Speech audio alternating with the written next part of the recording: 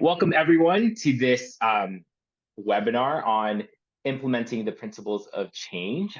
The principles of change are a way that we can create systemic change within our system and having young people involved um, in those decisions in order to create lasting change, right? We know that a young person involvement with the legal system can increase their likelihood of experiencing homelessness for many reasons, right?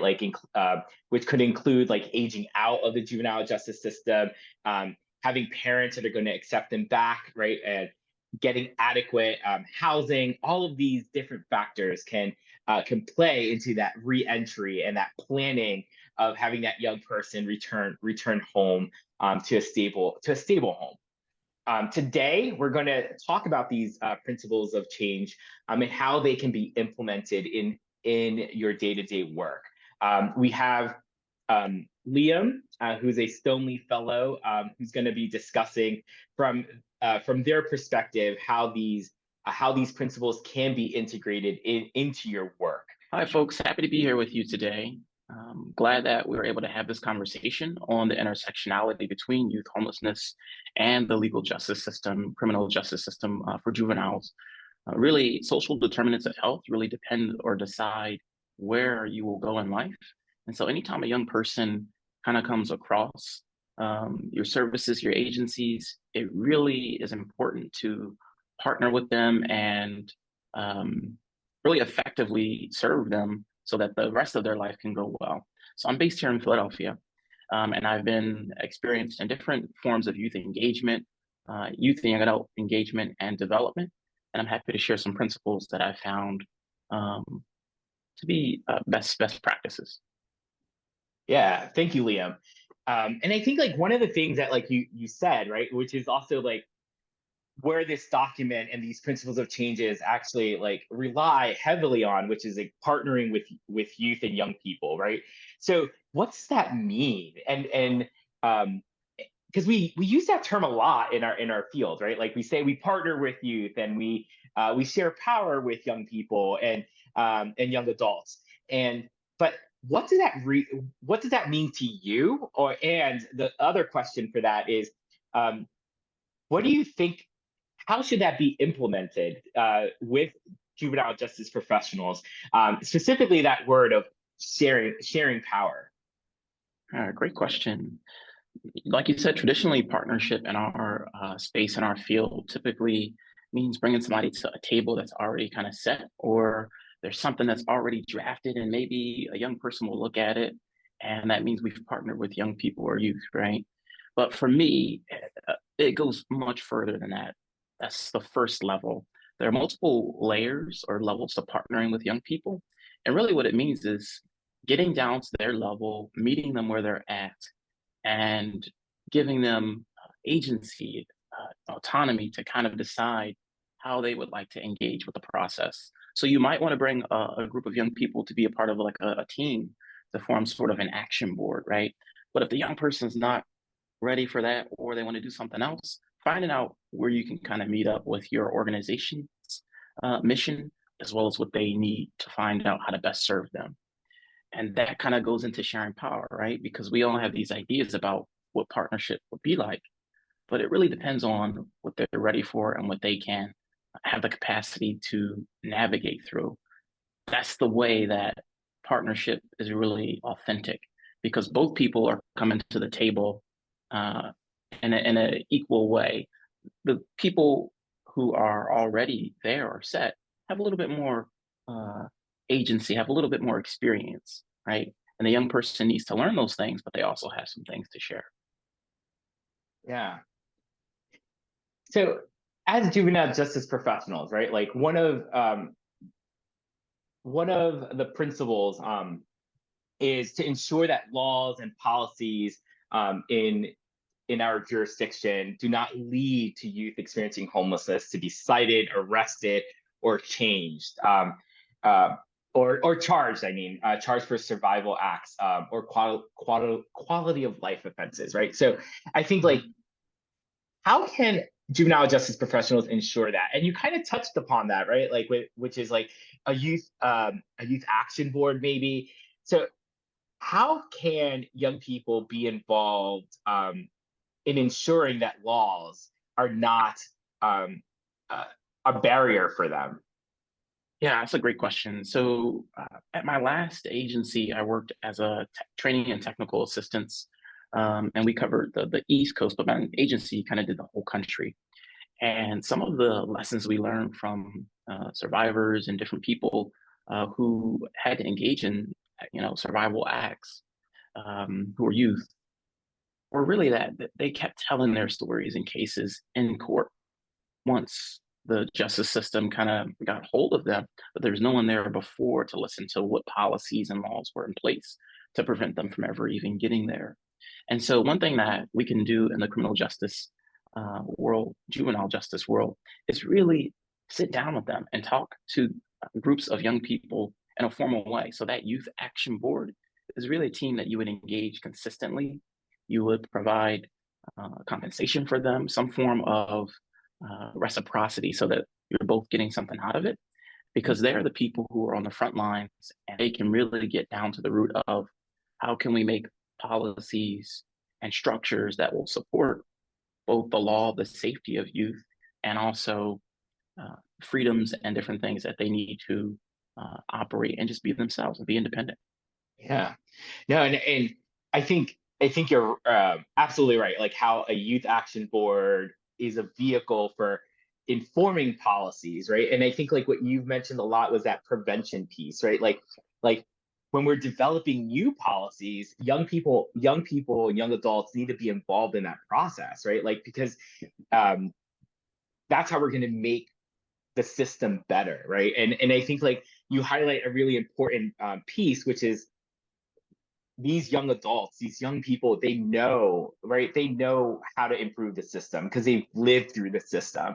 And if we're not formally having them involved and formally having them be part of these discussions, then the system's always going to be broken, right? And I think youth action boards can be that vehicle for young people to have that formal process in order to engage, right? Like engage in this decision making, and ensuring that laws and policies, et cetera, don't aren't a barrier. So I really love that, and I think like, and you're right. I think like there's so many I think right now I'm very hopeful because there's so many youth action boards being developed, right?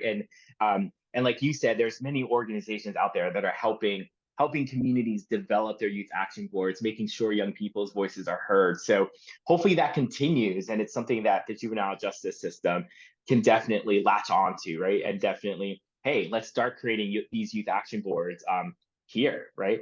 And I agree. yeah, and I think the same thing, right? Like I think principle two, right, talks about diversion, right? Like that ensure that young people are diverted from the legal systems whenever possible, right? Like so Mhm. if there are alternatives to incarceration or alternatives to being placed um that those should be used when appropriate, right? So I guess like from your perspective and like working both in a city but also at a more national level, what does diversion programs mean to you, right? And why are they so important? It's a great question. So when we think about what our task is in this space and the juvenile justice space, right?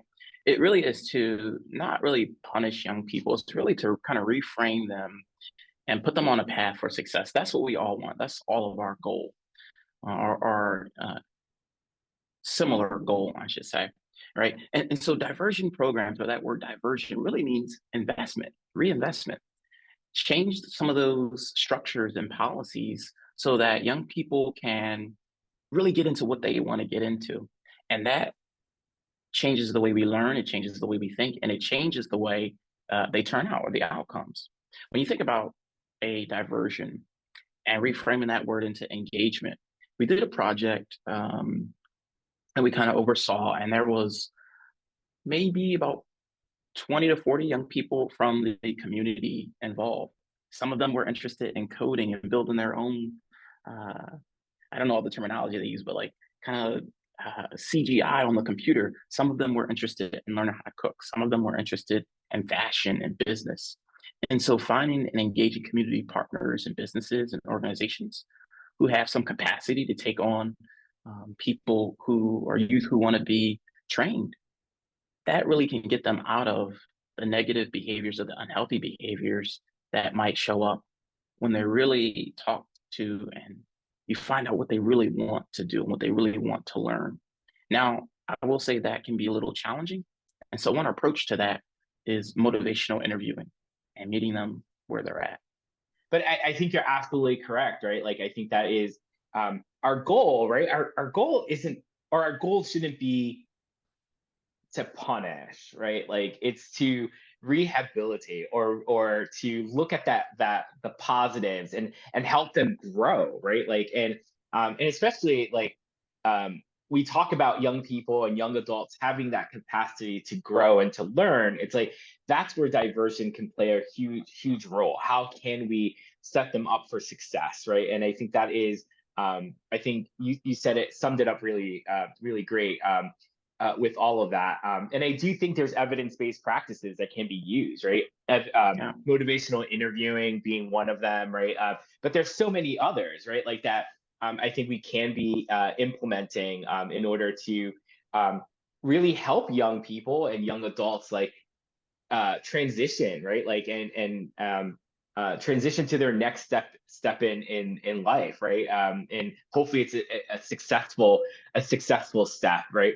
Um, but then that also goes to like principle 3, right? Like, so what I think like when young people are having diversion programs, right? Like, and having diversion programs that are going to help them be successful. But then there's also the young people who, for whatever reason, right, can't avoid being in placement or and are going to age out, right, or are going to re-enter once they leave uh, their situation, right? And I think so when legal system involvement, it can't be avoided, right?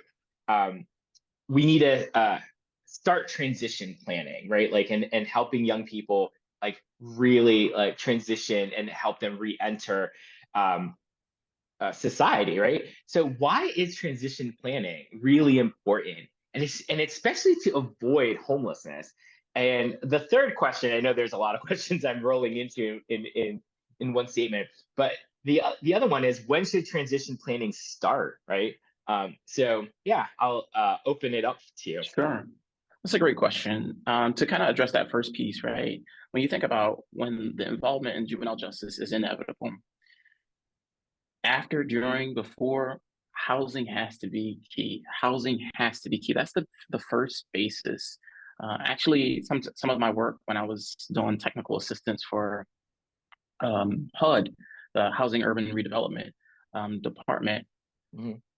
we came up with the model housing first. That means you don't have to be working. You don't have to be uh, totally not using any substances. Housing comes first, and then we work on all those other things. Because when you don't have that base model, Maslow talked about it in his hierarchy of needs. That physical safety is is priority, especially for youth, young people. Right now, when it comes to transition planning, right, we all have to move on and grow.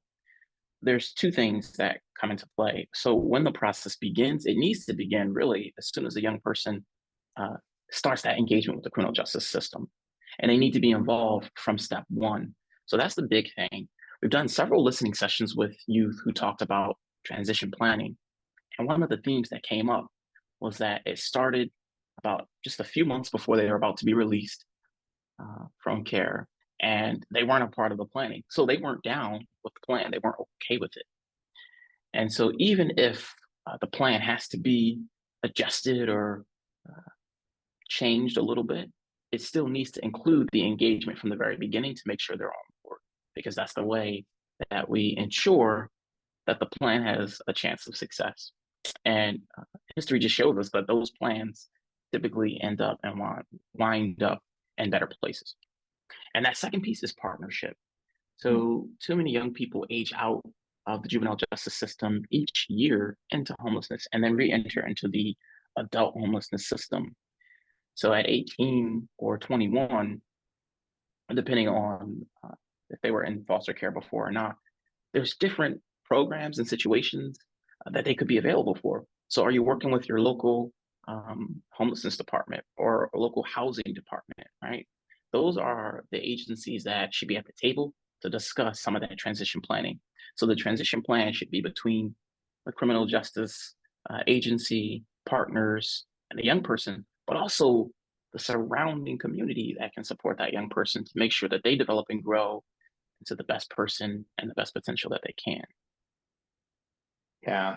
And I love all of that, right? Like I think transition planning, I think that's should be started like from day one. And from a case manager perspective, right? Like I think like when I was a case manager, that was always really hard, right? Because like you always had to there was so many things you had to like get done. You had sign this paperwork, sign this release, sign all of this, right?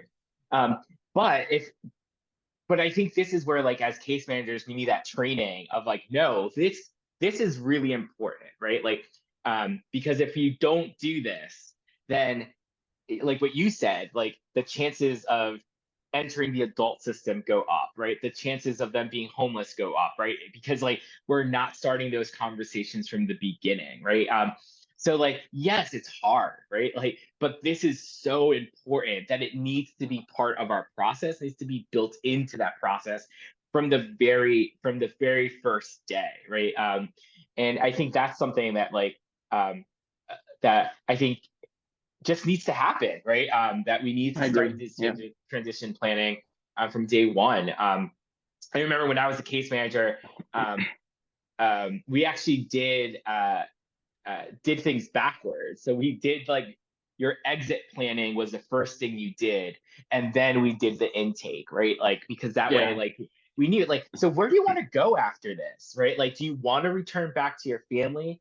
Do you have housing or or is there something else, right? Like Job Corps or other programs that are out there that can help. But and if you didn't have that discussion in the beginning, right? Like what ends up happening is that you're rushing at the end, and there might not be an available slot at Job Corps, or there might not be a rapid rehousing uh, opening at that time, right? So I That's think right. like right, so and we that's why it's so important to start in the beginning. But I think like as we are talking about like housing options, right? Like I think our communities lack those housing options, or many of our communities do lack those housing options. So like principle four, like to ensure that like the community has both long-term and short-term housing options. How do you think juvenile justice providers can do that? Yeah. So one thing I will say is funding. We all know funding is a challenge. So funding sometimes limits what we can do. It limits what we can flex or change, what's malleable. But really, when it comes down to it, it comes down to advocacy. Are we Mhm. telling the legislature that this is the funding that we've gotten? These are the best. These are the best practice. These are the lessons we've learned, and so this is where we need to go next.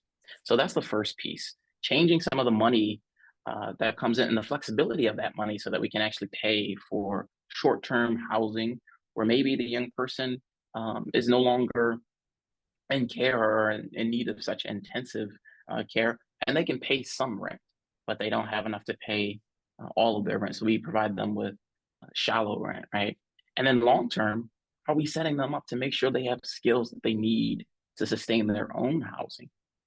Everybody has to grow older. Everybody has to work, and we all love to do different things. So finding out those passions and setting them up, putting that goal that they can work towards in place and talking about that with them really can ensure that they'll have stable housing, which is, again, a priority, especially for youth.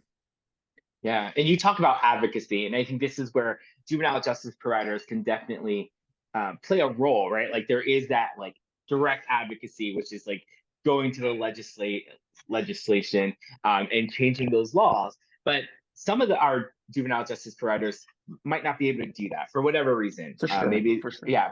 But there are other ways, right? Like, and like I think, like, are you sitting in your COC, right? Like, and saying, like, this is a need I'm seeing, because your continuum of care, right, gets money to provide housing options for your community.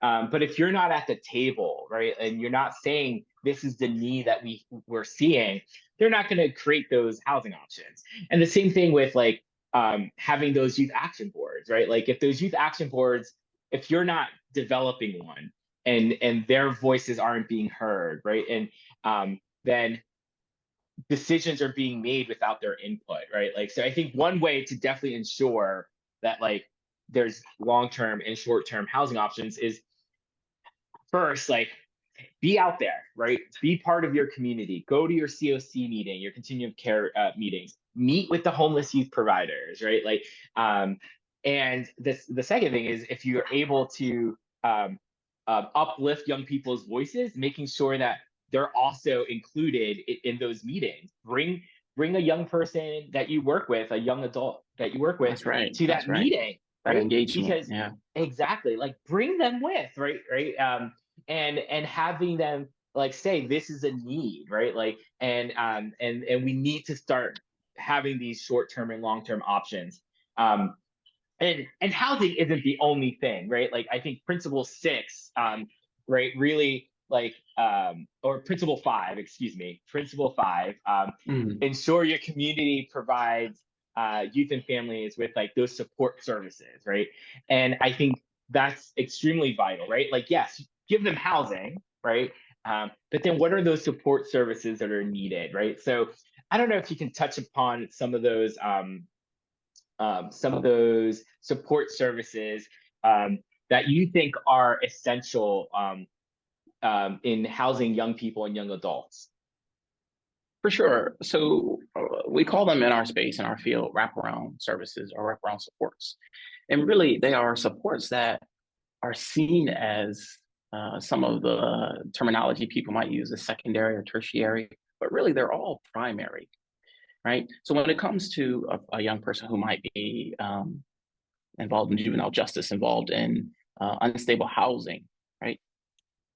Automatically, it's traumatic. Automatically, the mind at such a young age, when it's not even fully developed, impacting the hippocampus and the adrenal glands, that stress, that level of stress, it's just, even for an older person who's very suave in career, might I say, right, is going to be difficult. It's going to be hard.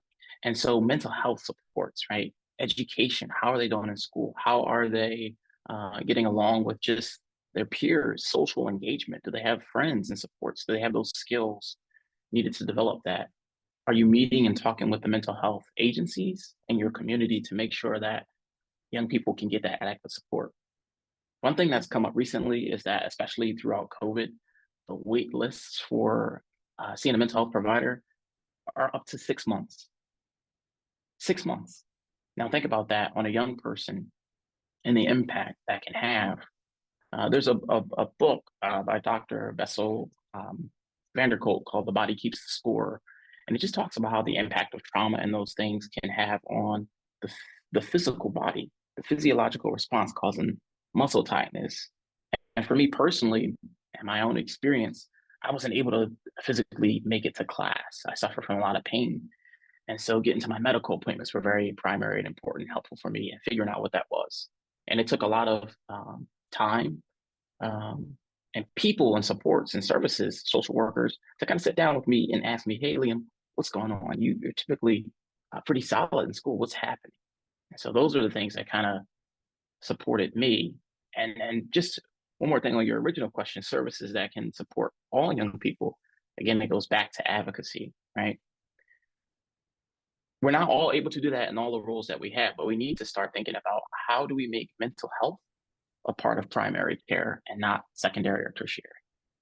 Yeah, and I totally agree, right? Like, and I think, yeah, one of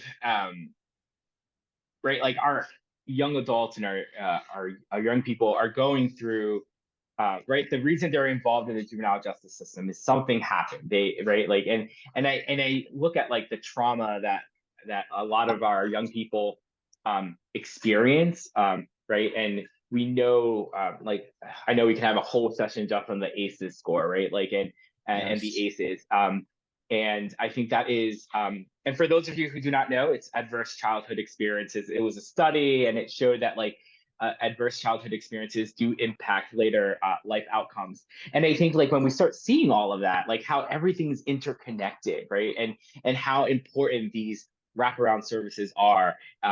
Mental health like being one of them, right, like that needs to be primary, and how are we including that in our work and ensuring that young people have that mental health service there.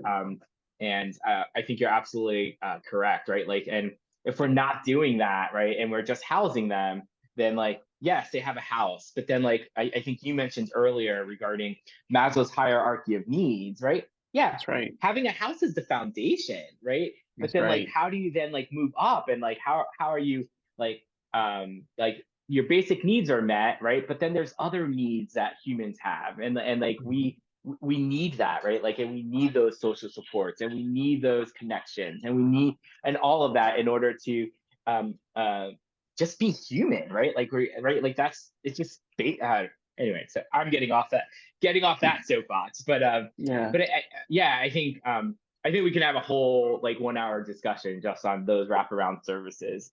for um sure. but I think like moving on to principle 6, and this is the actual principle 6, is like how do we ensure that our young adults and our youth and families aren't denied housing because they've been arrested or adjudicated for delinquency offenses? It's a great question. So there really needs to be more, and this is on city and local housing agencies, but also the federal agencies Mhm. around discrimination. There are way Yeah. too many landlords who must follow the non-discriminatory policy. So you can't deny someone housing because of this, or this factor. But when you're paying these application fees, $50, $100 to just apply to see if you're eligible to get the unit, and then they're running your credit, but then they deny you because of some delinquent offense, or once they find out and you're asked to leave, they're violating the very policies that are in place. So there's no one to enforce it. So when it comes down to um, what we can do in this space is really engage legal services, from community legal services, agencies that have passion, drive, and capacity to work on this, and go into those appointments and those meetings, eviction meetings with families, and saying, "Hey, like, you guys can't do this," because when someone else is watching or on guard, in a sense, then the landlord is a little bit more likely to follow tune and get back in line. Um, and I think those are just it's just not done enough. Yeah. Yeah, I think you're right. I think I would love to see policy changes at the federal level regarding that in order to ensure that people are not denied housing, right? And especially like people who like, yes, they might have committed a crime, but they did their time, and they shouldn't be um it shouldn't be a barrier like after they finish their sentence, right? Like I think that is it just it's crazy to me, right? Like it's crazy to me that like, all right, this person has paid their quote unquote debt, which I still I put it in quotes because that's a different conversation, right? But I think like so they are re-entering, right? Re-entering like and going back to their community, and yeah, it's just crazy that like that people can be discriminated against because of um, actions they've done in the past, right? Even though they have have now like finished their sentence, right? So I think that's definitely one way is changing those policies. Another way, like in the short term, right? Like I think in the short term, just engaging with landlords, right? Because like they're the gatekeepers, right? They're making those decisions, right? Like um and Yeah, engaging with landlords, knowing which landlords like are willing to work with um with you, right? Like, and with the population that you're working with. I think sometimes it's just like, at least in the short term, right? Like, is knowing which landlords are are going to advocate for these youth, and that is hard, right? Like, I think especially, like, I think we're starting to see um more, I forget what it's called, like it's business, like businesses owning all of these homes, right? Like, versus like Exactly. individuals. So like a business that, like, they might not see the individual because they're just caring about the bottom line, but like some of those individual landlords that might own one or two apartments, those are the ones who, at least in my experience, I've been able to like talk through some of this, and be able to get those apartments. Unfortunately, right, they only have one or two apartments, so it's harder to get, right. Like, it's harder to find them. So But you know, in still addition to still a that barrier. too, Yeah, yeah, in addition to that too, locally here in Philadelphia, we had some policy um, with the COC and the mayor's office, and just talking about like for every new high rise, yeah, because the rents were skyrocketing, for every 10 new units that a large, somewhat behemoth, or even a small business wanted to build or buy, one of those units for every 10 had to be devoted to a vulnerable population. So that would include youth, low income folks, because it really kind of goes back to the principle and theme of separate but not equal, right? yeah, And obviously that is so discriminatory, so unethical, and we need to all be integrated. We're all part of one community, one society. Should not be gated communities. So communities can also look into zoning and who you're giving permits to build, and what are their values and principles. yeah. I mean, that again, that's a whole other 1 hour discussion. Like, Yeah, NIMBYism, right? Not in my backyard is yeah, something that, like, I hear a lot in communities as one of the reasons they don't, like, promote affordable housing or some of these initiatives. And I think that's something else for us to come, right. Yes, communities need to engage and be able to help people not be homeless, right? But then there's also this stigma, right? Like that, like in specifically NIMBYism, not in my backyard. Like, yes, I agree that we should help these young individuals, but it should be done elsewhere, right? And I think yes, yes. that's another, like, really, that's something else that I see that we need to just combat. And I don't know. I don't have answers or solutions to that, but I think that is something to really think about. And then For sure. even as we're moving, right, like in discussing about changing policies, we talked about, like, having young people in youth action boards, right? Like, but also, like, principle 7, right, like, is ensure youth help lead and shape identification and implementation of policy and practice solutions, right? Like, um, so I just so from your experience, how does that process of having the youth action board or young adults or young individuals, like, be involved in shaping policy? What has been your experience in that process? Sure. So I've been doing this for years now, really policy, and it really kind of started out with several older adult partners who were authentic, honest, genuine about really partnering with me and the cohort of young people that I came up with, in a sense. And they showed us, they met with us, they trained us, they talked to us about what really goes into policy. It's a lot of work. We all do a lot of work. So one, please commend yourselves for the work that you're doing, and we have an opportunity to really partner with youth, the next generation of leaders, right? So in my experience, after we became well versed in the housing process, how young people who were experiencing unstable housing got on this list, kind of triaged, who had certain needs, we found out that the housing agency was using an outdated policy. Basically, people who were homeless the longest were in line for housing first. So if you were much older, in your 40s or 50s, you were well ahead of any young person. Um, Now, in one model that might seem equitable, but think about a person who prefers to kind of move around or travel a bit. We found that I think it was the population of veterans or some people just didn't want to be housed, and so every time they came back into uh, the triage process, they were still put above and ahead of other young people who might still be in school, who might still be doing different things, and so we were able to change that policy, right? Another policy had direct hand in or vital documents. You need an ID, you need a birth certificate to be recognized or be even allowed into some shelter spaces. Not reasonable for a young person who might be unstably housed. In every case, there's some cases where that might be a necessity, but just changing those policies felt great.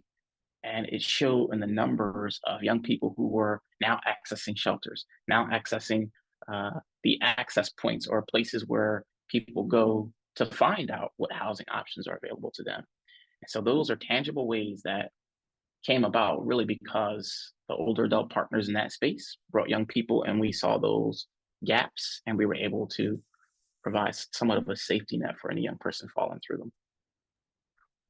Yeah, no, that's great. And I think that is a model, right, of getting young people involved in shaping policy. It's just, hey, let's meet with them genuinely, authentically, and it is a lot of work, like, right, like, because we need to explain, like, how is the process, how do we change policy, all of these things, and are things that we need to have discussions with young people so they know, right, like, so they know how to do it. And I think, like you and I, like, I think, like, have been doing this for years, so for us, like, we know the process, like, in and out, right? We're still learning, but, like, we've been involved in this process for quite some time. So I think for us, it's like it's easy, but that's not the case for, like, a Yeah. young person who is meeting me for the first time, right? Like, I shouldn't expect them to know, like, what I know, right? Like, because it took Mhm. me years to get that knowledge, right? And it is a lot of work uh, to just build the capacity of people. And I think that is something we definitely have to do. And Yeah. then, like, principle 8, right? Like, going along of those lines of being genuine and authentic, right? Like, is how do we ensure our systems are culturally appropriate and using trauma informed responses, right? Like, so my questions to you are, like, what does it mean to be trauma informed? And um, yeah, and how does it impact young people? Sure. So trauma informed care is really an ever ongoing theme, right? Mhm. So there's no one toolkit, there's no one book that you can read. There are many tools and things out there that will help you on that process and help organizations build those structures. But really, what it means is being genuine and recognizing that the traditional way of doing things, because this person had some adversity or adverse experience, changes their perception of the world, changes how you need to interact with them to really get to that goal. Because the way that the brains receive information, the way that um, communication is just needed, you need to foster a really safe environment. Because if a young person doesn't feel safe, you're not really going to get anywhere with that young person. So, what it means to be trauma informed is to really constantly be learning about what those practices are. So, using a certain tone of voice, even when things kind of get a little bit uh, repetitive for you, it means not going off on that young person because those are not going to, again, get you where you need to be or get you where you want to go. And I've Yeah. seen it used in housing. Uh, Typically, one of the problems we had, just to briefly talk about this experience, was that young people were not traveling to a site. So once they got housing, you needed to come meet this case manager at a site. And it just so happened the site was in a neighborhood that young people didn't feel safe in going because of their history with um, physical attacks. Mhm. And so the agency kept saying, about 2/3 of the young people we have housing vouchers and money for don't show up to their appointments. What's wrong? So we went in as our youth action board and said, hey, why don't you create a mobile team? Because all you're doing is having them fill out an assessment. Either do it online on Zoom. Now we've learned Mhm. through the pandemic how much we can do with technology. That's a trauma informed practice, right? And when we don't have that, again, we see that those 2/3 of young people were missing out on that housing. Yeah.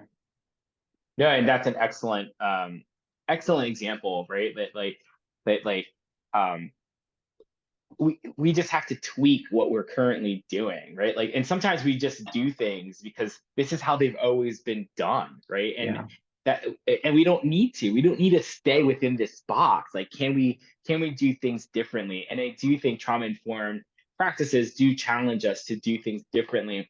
But I also want to go back to something that you said, that it really is like an ongoing process. I love that that's you right. brought that up, right? Because I think like not one training, not one webinar, right? Not one toolkit is gonna um, just magically make you trauma informed, right? Like it is a process that you're constantly reviewing what you're doing, constantly like um, learning, right? Like, and I think it is a process where you're constantly just bettering yourself to do better, right? And I think that example you gave, I think, is an excellent example, right? Young people aren't coming. Why aren't they coming? What are we doing? And then it's like, That's all right, right. let's change our practice, right? Let's change what we're doing, and seeing if we are going to help the young people. And I think like what you said earlier, all our goals are the same, right? We're setting young people, young adults for success, right? Like, and that it's the same goal. So like, how can we do that? Like, yeah, love all of it. And then the Yeah. last principle, right? Like, undertake and fund research to help better understand the issue um, of youth homelessness, but also that intersection of youth homelessness and juvenile justice, right? So um, I know you've been involved in research projects, and yeah, just describe how your involvement went and how that impacts the work. Yeah. So it's actually full circle my involvement in the research a little bit. A few years ago, Chapin Hall did an in-depth study around the country on youth homelessness, right? And they did a quantitative study, and then they chose some communities to do an in-depth study, more qualitative. And Philadelphia was chosen. And some of the themes, again, one of the largest problems were that young people weren't accessing shelters. So they were street homeless or couch surfing, meaning they were staying with friends. And that research showed that the reason they weren't accessing shelters is because one, they didn't feel safe and they didn't feel respected by staff because they didn't know how to just navigate. It's new to them versus someone who might be a little bit older. And so that research really gave us the findings that we needed to advocate for a youth devoted shelter and also youth devoted um, peer mentors and peer specialists so they can help them through the process of finding housing. Research does so much for us, but the key to it is that young people need to be involved again. The model that Chapin Hall follows that they engaged youth and young adults from the beginning. So they were able to kind of stir hypotheses up about Mhm. which avenues to research and why that those would be the ones that would benefit the work. And I really believe that if we all just put a little bit more creativity and originality into research projects, that we could do it because it doesn't always take money and funding. Some research is really just in your program. You can do research, Yeah. hand out a survey or offer feedback, and allow the people and your participants to tell you what's going on. That in itself is a form of research, as long as it's done ethically. Yeah. Yeah, and love all that. I think like, yes, like, I think we need more money to do research, right? Like, because we need to understand this problem. So if you're able to advocate for more money at the federal level, at the state level, that's always needed. And then when you are engaging in research, like, how are you doing it ethically? And I know Chapin Hall with their study, Voices of Youth Count. If you have not read it, I would say, like, please read it. It is really comprehensive, but it's the most comprehensive study on youth homelessness in the United States. So I think definitely, if you get a chance to read it, there's a lot of information there. Second, I think that like what you were describing, that youth participatory action research, right? Like, how do you get young Oh people yes. involved in the research, right? Like, I know Chapin Hall has done some work on that. The University of California, Berkeley, there's Dr. Coco Oswald, who does a lot of YPAR, youth participatory action research. She does a lot of it. So read up on all of that, right? Like, how do we include young people in this, and include it ethically? So all of these things like that I'm discussing, both at Chapin Hall and UC Berkeley, they have an excellent resources there for everyone. So with that, just want to wrap it up, and thank you, Liam, for having these discussions with me on how to implement those principles of change, and hopefully the providers out there found this extremely useful. I know we like glossed over these principles really quickly, and we didn't, we didn't do them justice, right? Like we could spend hours and hours just talking about just one of these aspects. So feel free to contact us, and if you have any further information, or if you want to work with Liam or I, we always are welcome. We always love helping communities For improve sure. their systems, right, and transform their systems. So with that, I just want to say thank you, everyone, and thank you, Liam. Thanks, folks.